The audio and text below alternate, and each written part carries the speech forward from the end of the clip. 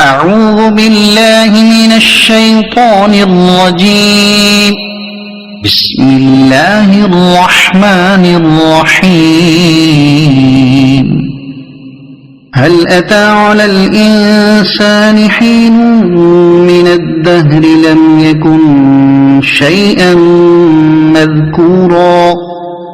إنا خلقنا الإنسان من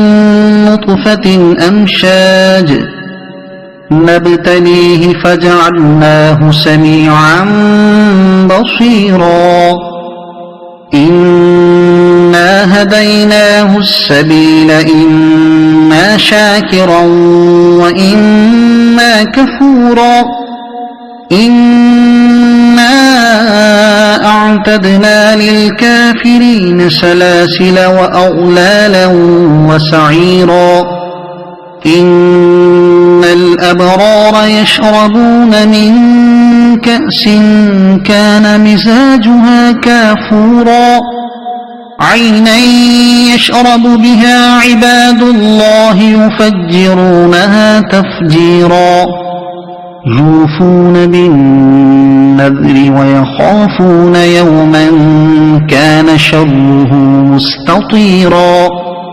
ويطعمون الطعام على حبه مسكينا ويتيما وأسيرا إنما نطعمكم لوجه الله لا نريد منكم جزاء ولا شكورا إنا نخاف من ربنا يوما عبوسا قمطريرا فوقاهم الله شر ذلك اليوم ولقاهم نضرة وسرورا وجزاهم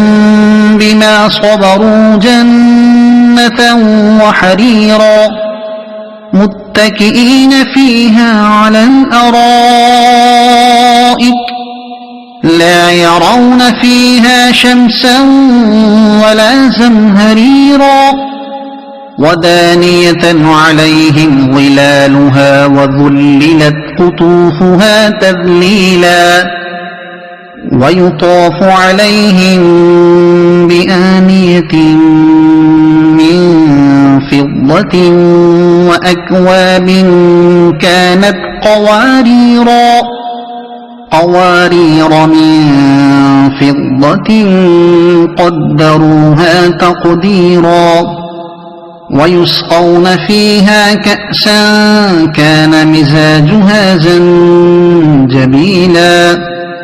عينا فيها تسمى سلسبيلا ويطوف عليهم ولدان مخلدون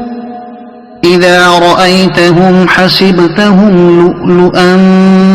منثورا وإذا رأيت ثم رأيت نعيما وملكا كبيرا عاليهم ثياب سندس خضر واستبرق وحلوا أساور من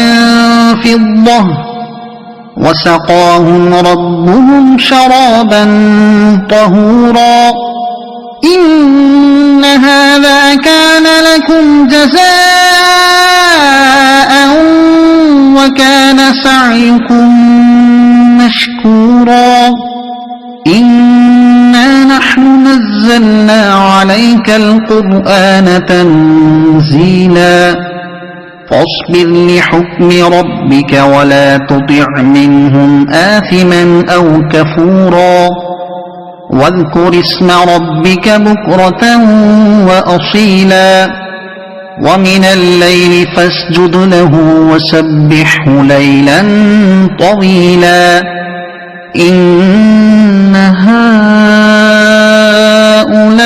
هؤلاء يحبون العاجلة ويذرون وراءهم يوما ثقيلا نحن خلقناهم وشددنا أسرهم وإذا شئنا بدلنا أمثالهم تبديلا إن هذه تذكرة فمن شاء اتخذ إلى ربه سبيلا وما تشاءون إلا أن يشاء الله